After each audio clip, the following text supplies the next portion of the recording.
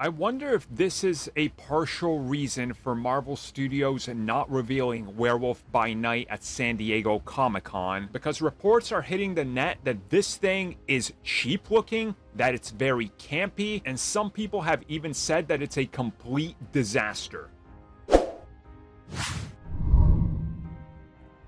Okay guys, so nothing is official here. Much like Marvel Studios and Disney have never actually made it official that Werewolf by Night is happening, but we know it is because we know actors, director, and even composers attached to it, so it is happening. Now again, what the actual project is, we don't know. It's rumored to feature Blade, possibly even Moon Knight, and possibly even be sort of a mini Midnight Suns, if you will, coinciding with the release of the upcoming Midnight Suns game, which is also coming in October. So things kind of line up here with that whole synergy, if you will. Now, on top of this, we've heard some recent reports that got published online by insiders, and other people have stated that they've heard the same thing, and that's that this thing looks cheap, that it's campy, and that it's almost cringy and low budget. Now, the part that people seem to be missing in regards to what they're saying, because it's in there, is that this is intentional.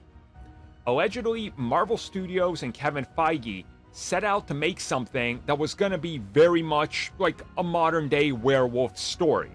But upon entering development after a couple of delays that we know happened, they realized that this thing should be a throwback to a 70s, 80s, and early 90s production. So what they did was essentially put a guy in a costume, a guy in a werewolf costume, and that's it. They're not going to be using a lot of CG. The sets that they made are essentially supposed to be a throwback to things like The Evil Dead or the Werewolf film and classics from the 80s and 90s. Again, American Werewolf in London, for example, things like that, right? Where they want it to feel like it's almost from a different era.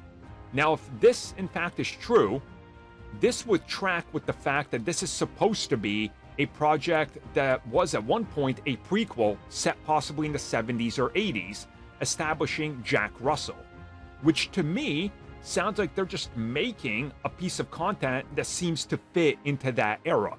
To me, this honestly sounds perfect. Now, I don't know if some of you know this about me, I've talked about it before. I love classic films, John Carpenter, Cronenberg. You know, films by them, films like The Thing are my absolute favorites, and I was fortunate enough to see it recently in a theater for the first time and absolutely like melted away watching that masterpiece. I love practical effects. We've lost that. So the fact that people are now saying that this is bad, that they're going to put a guy in a suit and make all these physical sets, I don't get it, because people are literally saying the opposite when it comes to She-Hulk. To me, this is the most exciting part of Werewolf by Night. Imagine how awesome it's going to look when you have the actor playing Jack Russell fall down on all fours, right? And he starts freaking out, and then you can tell that they have like an inflatable balloon underneath like a semi-ripped shirt, and then they inflate it as he's supposed to like pop out of it, and you just see like that fur there. It's going to add this visual effect that we lost it in Hollywood.